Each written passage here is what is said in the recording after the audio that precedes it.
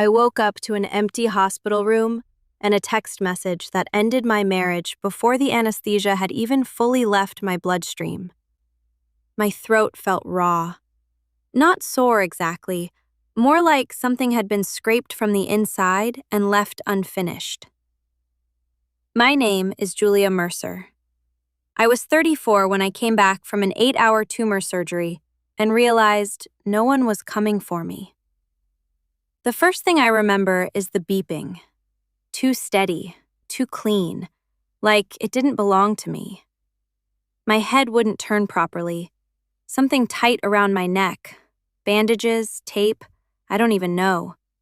Every breath felt slightly wrong, like it had to pass through something that didn't fit anymore. The room smelled like disinfectant and old plastic. I kept thinking someone would be there. Greg, my mother, someone. The chair next to the bed was empty. Not just empty, ignored, like it had never been used at all. I pressed the call button. A nurse came in after a while. Not rushed, not slow either, just working.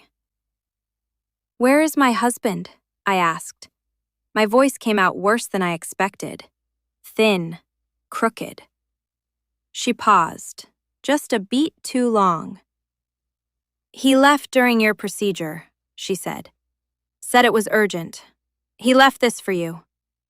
She handed me my phone, already unlocked. That felt wrong. One message was open. "Your parents and I finalized the sale of the house today. The money is going to your brother's company. Don't bother coming back to our address." I read it once, then again, slower. Like maybe the words would rearrange themselves if I gave them enough time. They didn't. While I was unconscious, someone had been moving my life around like furniture. The house wasn't just a house. I keep telling myself that, but even that sounds too clean. It was where everything I had been rebuilding finally started to feel stable again. And now it was just gone. I didn't cry. I thought I would. Or maybe I tried to. I don't know. It didn't come out. Everything felt slightly delayed, like my emotions were still catching up in a hallway somewhere. The nurse asked if I wanted someone from social work. I shook my head too quickly. "No," I said, then softer, almost embarrassed by my own voice. "Just my laptop, please." She looked at me for a second like she wanted to say something else. She didn't. What people didn't understand about me, what my family never bothered to, is that I don't fall apart in the way they expect. I just go quiet. Sometimes too quiet. My mother used to call it stubbornness. Greg called it emotional distance, like it was a diagnosis. They always needed labels for me, something easier to manage. My mother, Patricia, didn't really raise children. That sounds harsh, but it's the only way I can say it without dressing it up. She managed outcomes. My brother Derek was always the future. I was the one who stabilized everything when it failed. Greg figured that out early. Not immediately, but early enough. At first, he stood beside me in it, held my hand when I sent money, said things like, "Family is complicated," and "You don't have to fix everything." Then it shifted, slow. I didn't notice it happening day to day. "You're being a bit cold about this," he said once. Another time, "They're not asking for much." And later, almost casually, like it was already decided, "You earn more. It makes sense you help." It didn't feel like a switch flipping. It felt like something loosening inside me that I didn't realize was holding weight. 2 weeks before surgery, I found the group chat. Greg had left his iPad on the kitchen counter. I wasn't looking for anything. I swear I wasn't. A notification lit up the screen. Phase 2. My name was in it. That was the part I remember most clearly. Not even what came after. just seeing my name like it didn't belong to me anymore. I opened it. There were messages from all of them. My mother wrote things like she was scheduling an appointment. My brother talked about timing. Greg was the worst in a different way. Calm, organized, like he was taking notes. She won't question it if she's scared. I'll guide her through signing. Once she's under, we proceed.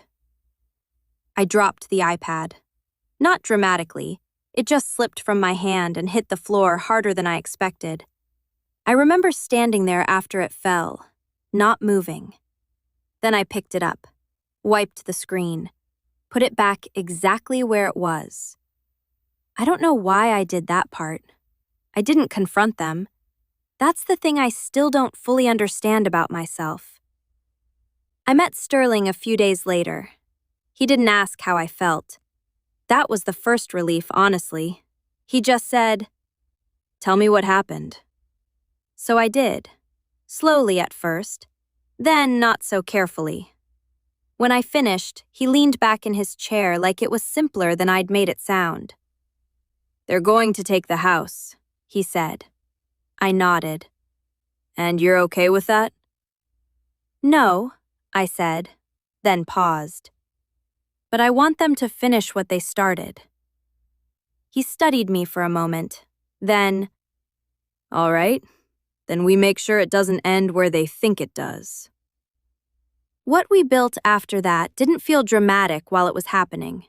It felt like paperwork, calls, signatures, waiting periods, a second loan, hidden liability, attachments buried deep enough that no one looking casually would notice what it meant later.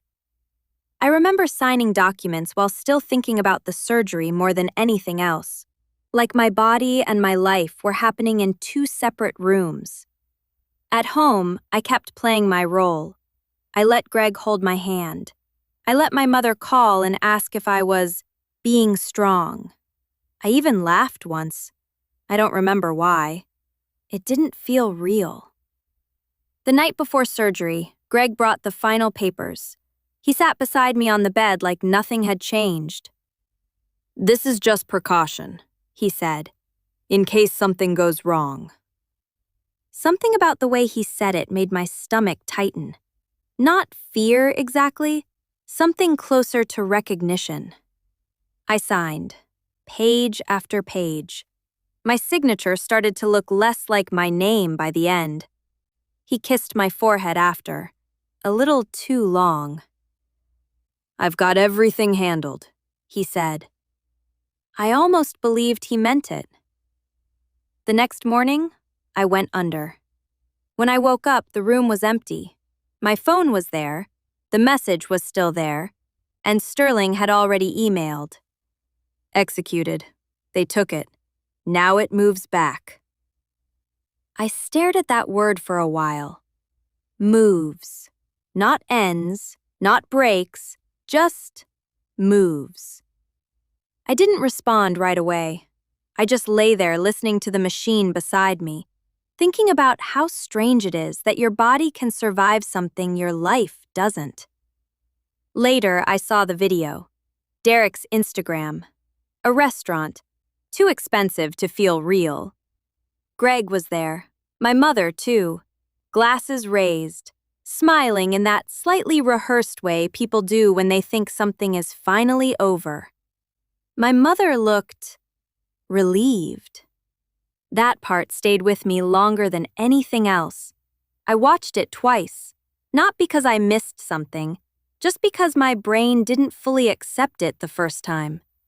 They looked like people who had finished a job. I put the phone down after a while. My hands felt steady again. Not strong, just steady. And for some reason, that felt worse, because it meant I was already past the part where I didn't know what came next.